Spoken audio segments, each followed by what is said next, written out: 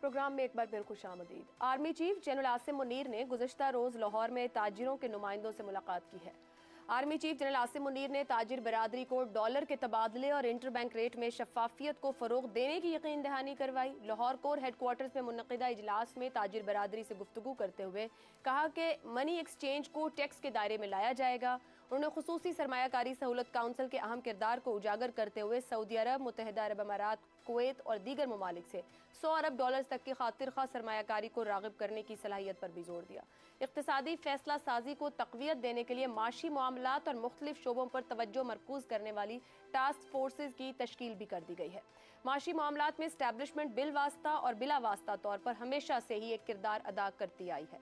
फौजी अदवार के शुरुआती दौर में तो इस मकसद के लिए मुकम्मल तौर पर टेक्नोक्रेट्स पर इन्हिसार करने की नज़ीरें भी हैं। इसी तरह हाइब्रिड सिस्टम के दौरान भी ताजिरों और कारोबारी तबके की साबिक आर्मी चीफ से मुलाकातों की खबरें भी आती रहती थीं। अब पाकिस्तान की मौजूदा माशी अबतर सूरत हाल में आर्मी चीफ की ताजिरों से मुलाकातें इसी बात की गमास हैं कि पाकिस्तान की मौजूदा इस्टेब्लिशमेंट भी माशी मामलात में बेहतरी के लिए अपना भरपूर किरदार अदा करने की ख्वाह नजर आ रही है। आर्मी चीफ की ताजिर बरादरी से मुलाकातें, निजकारी, मुतवक्के सरमायाकारी, इंटर बैंक रेट में शफाफियत की यकीन दहानियाँ, क्या माशी असरात होंगे? जैगम साहब, क्या अब की बार मुस्बत नताइज सामने आ सकते हैं, तवक्को रखी जाए? पहला सवाल तो ये है कि ताजिर आर्मी चीफ के पास क्या लेने गए थे? ये खुद गए थे या इनको वीगो डाले में लाया गया था? 1/4 मईशत है इनके पास, कम से कम 1500 अरब रुपए का इनको टैक्स देना चाहिए। कितना टैक्स देते हैं? 6 अरब रुपया। कम से कम 1500 देना चाहिए, 6 अरब रुपया ये लोग टैक्स देते हैं। इन्हें टैक्स से बचाते बचाते इसहाक डार ने ये जो टैक्स ठोके हैं बिजली के बिलों में, उसको कौम भुगत रही है।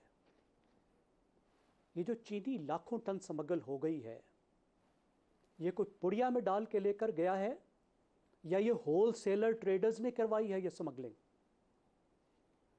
ये जो बिलियंस ऑफ डॉलर्स का स्मगलिंग का माल पूरे पाकिस्तान में आता है और बिकता है, क्या इसको फेरी वाले बेचते हैं या ये होलसेलर और ये ट्रेडर्स बेचते हैं? ये जो हवाला हुंडी का कारोबार होता है, ये कौन करता है? तो आर्मी चीफ को तो पहले उस तरीके से इनको बुलवाना चाहिए था जो मैंने बताया और इनके पेच कसने चाहिए थे। इसके बाद अगला कोई काम होना चाहिए।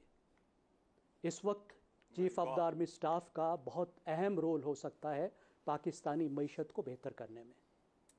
सबसे पहले बराह रास्त डायरेक्ट रोल स्मगलिंग पर, क्योंकि उनके पास बॉर्डर फोर्सेस हैं, बॉर्डर पर उनकी नज़र है, बाढ़ लगी हुई है, वह असरअंदाज हो सकते हैं वहाँ पे जो सिविलियन अदारे हैं उन पर।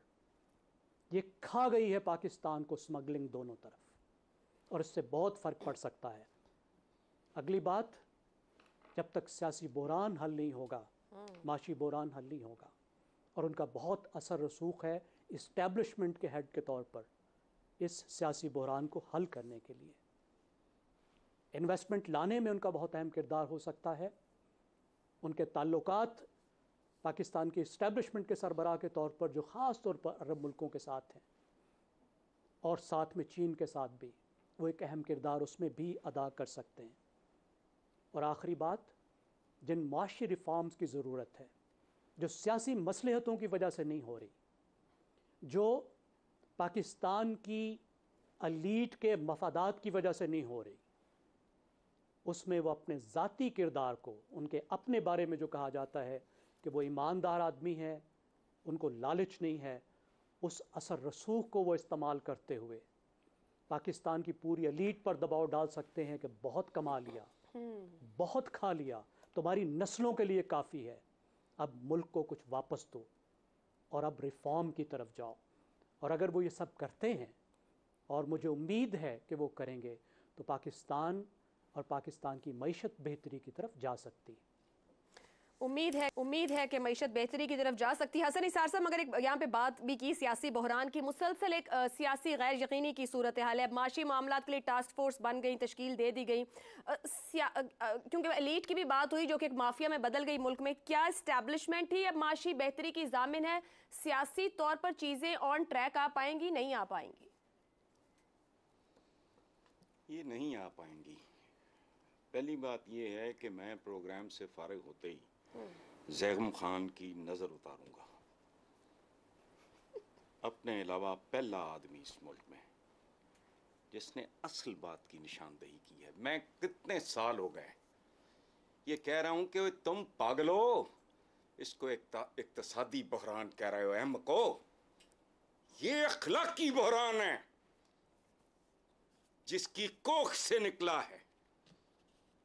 चंद चीजें गिनवाई हैं ज़ैगम खान ने, अल्लाह इस आदमी की उम्र दराज करे। ये इस तरह सोचता कोई नहीं, थर्ड डायमेंशन क्लैरिकल किस्म की सोचें हैं इनकी, कख नहीं होना। देखो मैं मुद्दतों से एक बात कर रहा हूं कि पाकिस्तान को बुनियादी और जौहरी तब्दीलियों के बगैर ये ट्रैक पे नहीं जाना, ये टेक ऑफ करेगा ही नहीं। दूसरी बात ये कि जिसे हम सिर्फ इक्तसादी इक्तसादी इक्तसादी, वो कैसे होता है इक्तसादी? मैं दूध में मिलावट कर रहा हूं, ये भी इन्होंने बात की है, चीनी की या फलाना, ये इक्तसादी है। होश करो। मैं कहता हूं रवैये तब्दील करेंगे। मैं मसलन एक बात करता हूं, चपड़कनातियों को समझ नहीं आती कि लोगों को एक साल के अंदर अंदर ट्रैफिक कैंडे में ले आओ, लोगों के रवैये बदलने शुरू हो जाएंगे। इनको जालों को पता ही नहीं। यही तो असल सबब उसी अवतार के लौंडे से दवा लेते हैं। ज़ैगम साहब ने जो बात की है कमाल है।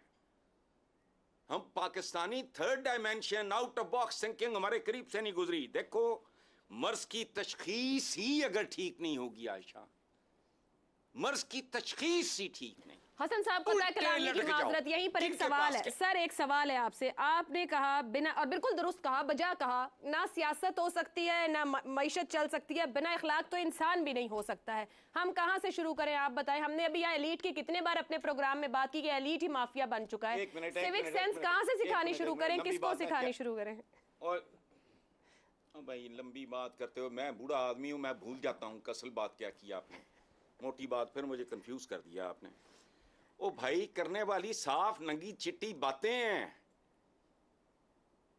ये आवारा हुजूम है, हम जिंदा कौम हैं, फलाना बिल्ली नगमे खा खा के अपारा हुआ है, कख नहीं है पल्ले। टॉप टू टॉप वतन दुश्मन, बेशर्म बेहया, कैरेक्टरलेस, तरबियत का टोटल फुकतान। अब बात करें सियासी स्टेबिलिटी की, यह क्या फजूल बात है। ये जानवरों की तरह लड़ने वाले लोग, ये कबायली जंग जिसको सियासत जमहूरियत, मैं तो शक्लें देखता हूं कि यार लगते तो ये बंदे ही हैं। आपने अभी कहा ना कि इंसान नहीं हो, इंसान होना ही तो चैलेंज है। हम आप आदमी हैं, मसलन मैं अपने आप को इंसान नहीं कहता, आई डोंट क्वालिफाई, मैं आदमी हूं। मेरे लिए आदमी से प्रमोट होके इंसान बनना सबसे बड़ा चैलेंज है। ये बातें इनकी समझ में नहीं आनी। किन के पास बैठे हो, उसी अवतार के लौंडे से दवा लेनी है। सुभान अल्लाह, लेते रहो, कख भी नहीं होना। अगर कोई टेम्परेरी रिलीफ लिया, कोई इस तरह कॉस्मेटिक किस्म का अरेंजमेंट हुआ, वो भयानक तरीन साबित होगा, इससे बुरा होगा। अब गौर करो, मेरी ना सुनो, मैं 32 साल बर्बाद कर दिए मैंने। जो ज़ैगम साहब ने बात की है वो ज्यादा काबिल फहम तरीके से की है। मैं पता नहीं क्या झक मारता रहा।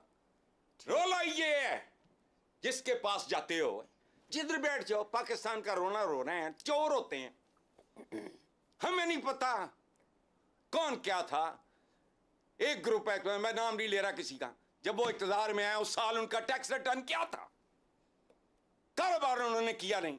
वो अंधे हो, सादे सवाल बूथा उठा के कैमरास के सामने कहते हैं कि लिविंग बियॉन्ड मीन्स का क्या मतलब है। और धुर फिटे मुंह। जहां ये मेंटालिटी होगी वहां मुल्क ढूंढते फिरना तहलील हो जाएगा इसी तरह। ठीक है, हम एवेपोरेट हो रहे हैं। परफ्यूम या इस तरह की कोई चीज खुली रख दो, ढक्कन उठ जाए, वो एवेपोरेट होना शुरू हो जाता है। ये बर्फ का ब्लॉक है जो पिघल रहा है, ये ग्लेशियर है जो पिघल रहा है, ऐसे नहीं होना। ठीक है, बहरहाल छोड़ो, मैं तो इस पे ठीक हो गया। और आखिरी बात, एक मिनट, ये ज़ैगम साहब ने एक बात की है कि भी इनको को समझाए, बहुत खा लिया नस्लों के लिए काफ़ी, ये वो वगैरह, ये नहीं होता। इकोनॉमिक्स का एक रूल है, लॉ ऑफ मार्जिनल यूटिलिटी, वो अप्लाई नहीं होता कलेक्टर्स पे। पैसे पे, स्टैंप कलेक्टर पे, एंटीक कलेक्टर पे। The more you have the more you want. नहीं, इन भेड़ियों को तुम बता सकते ठीक हो गया। कितने नस्लों के लिए काफी है? नहीं जैगम साहब, नहीं। जितना अंदर जाता है उतनी भूख बढ़ती है।